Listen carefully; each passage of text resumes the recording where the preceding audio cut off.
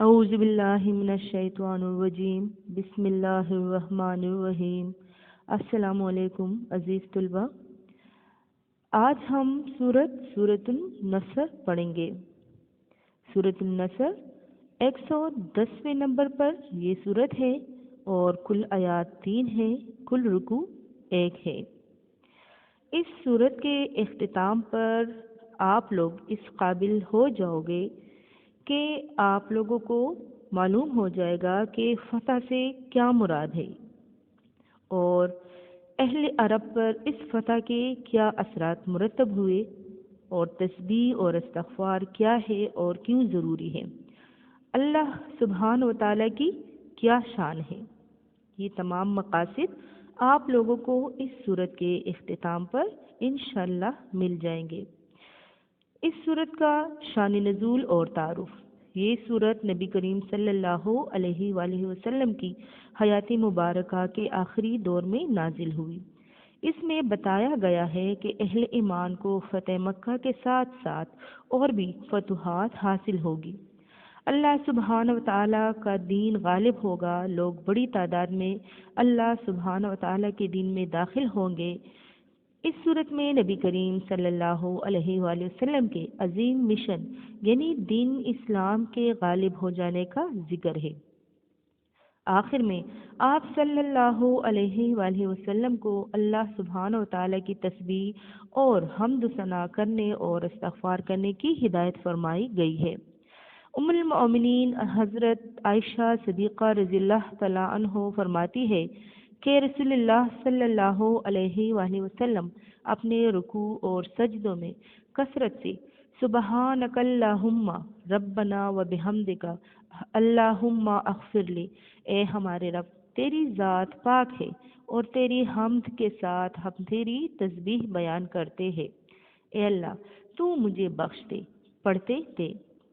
تو آئیے اسٹوڈنٹ، اب ہم اس سورت کی تشریح کی طرف آتے ہیں۔ پہلی آیات ہے اذا جاء نصر اللہ والفتح، اے نبی صلی اللہ علیہ وآلہ وسلم جب اللہ کی مدد آ جائے اور فتح حاصل ہو جائے۔ اب یہاں پہ اللہ کی مدد سے مراد کیا ہے؟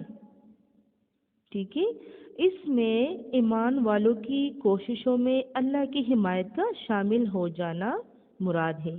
نبی کریم صلی اللہ علیہ وآلہ وسلم اور صحابہ کرام خلوص سے اللہ سبحانہ و تعالیٰ کے دین کے لیے محنت کر رہے تھے، بالآخر اللہ کی مدد آئی اور دین اسلام غالب ہو گیا۔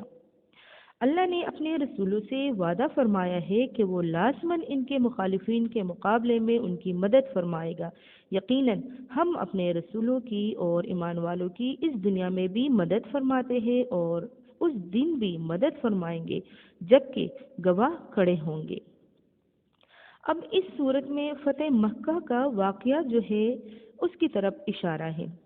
فتح مکہ کا واقعہ ماہ رمضان سن 8 ہجری جنوری 630 کا ہے، ٹھیک ہے، اور فتح مکہ جو ہے یہ ایک فیصلہ کن فتح تھی جس کے بعد مشرکین کا زور ٹوٹ گیا اور عرب میں اسلام کو مکمل غلبہ حاصل ہوا۔ نبی کریم صلی اللہ علیہ وآلہ وسلم اپنے 10,000 جانباز ساتھیوں کو لے کر مدینہ روانہ ہوئے۔ مکہ میں آپ صلی اللہ علیہ وآلہ وسلم بغیر کسی قابل ذکر مزاحمت کے داخل ہوئے اور اعلان فرمایا کہ جو شخص بھی ہتھیار ڈال دے گا اسے امن دیا جائے گا۔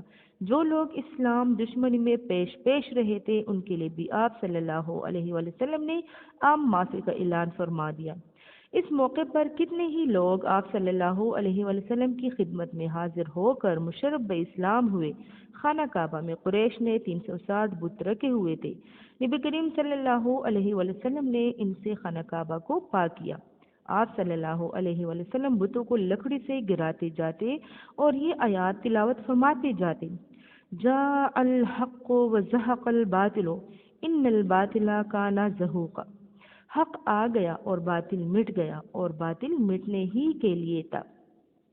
اس کے بعد آپ صلی اللہ علیہ وآلہ وسلم نے اس فتح یابی پر نمازی شکر ادا فرمائی اور صدائے تکبیر بلند کرتے ہوئے یہ حقیقت افروز اعلان فرمایا، اللہ جس کے سوا کوئی الہ نہیں، اس نے اپنا وعدہ سچا کیا، اپنے بندے کی مدد فرمائی اور تمام گروہوں کو تنہا شکست دی۔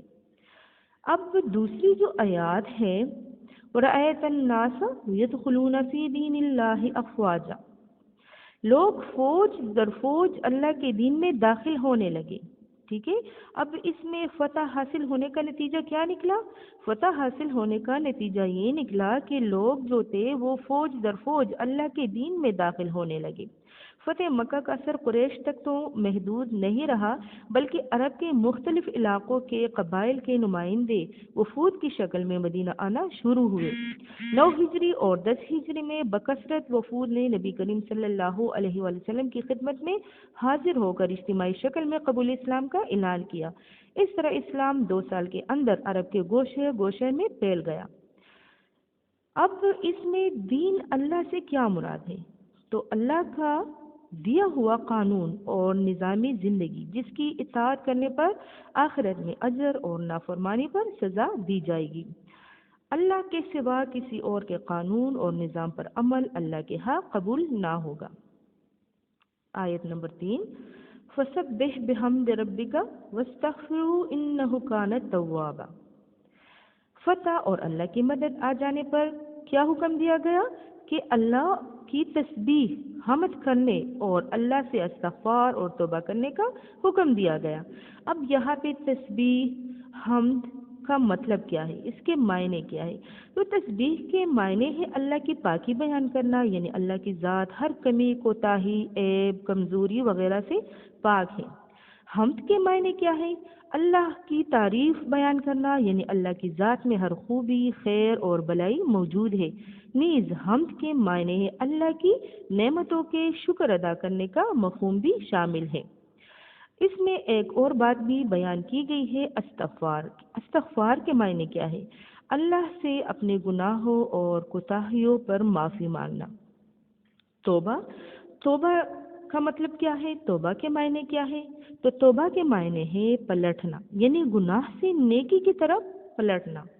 ہر مسلمان کو یہ بات سمجھائی گئی ہے کہ جب اللہ انسان کو اس کے مقصد میں کامیاب کرے اور اپنی رحمت سے سرفراز فرمائے تو اس پر لازم ہے کہ وہ اپنی کامیابی پر اترانے کے بجائے اپنے رب سے اپنی غلطیوں کی بخشش کا سوال کرے اور اس کا شکر بجا لائے۔ امید ہے اسٹوڈنٹ آپ لوگوں کو اچھی طرح سے سورہ نصر کی تشریح کی سمجھ آ گئی ہوگی۔ اپنا خیال رکھیے گا۔ اللہ حافظ۔